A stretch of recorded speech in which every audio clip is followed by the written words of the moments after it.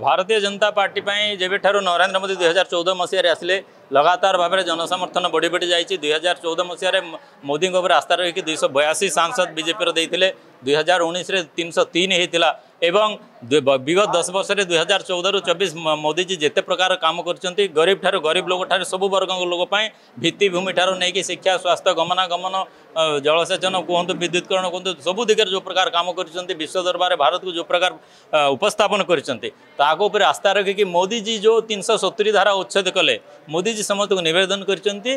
अति कम भारतीय जनता पार्टी को भारतवासी 370 सांसद देवे एवं एनडीए गठबंधन को 400 पार करेंगे। अतः वर्तमान पूरा भारत वर्ष में समस्त जनसाधारण गोटे भितर स्पर्धा चली कंपटीशन चली समस्ते केमती निजर निजर गोटे बीजेपी प्रतिनिधि एनडीए प्रतिनिधि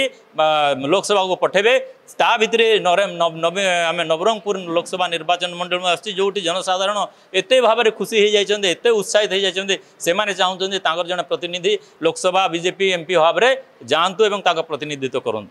आमर देखु एठिकार वर्तमान जो सरकार अच्छी आंचलिक सरकार बीजेडी सरकार 24 वर्ष होगला 24 वर्ष भितर ये सत्य बनाम असत्यर लड़े विकास बनाम विनाश लड़े एठी एक छत्रवाद बनाम गणतंत्र लड़े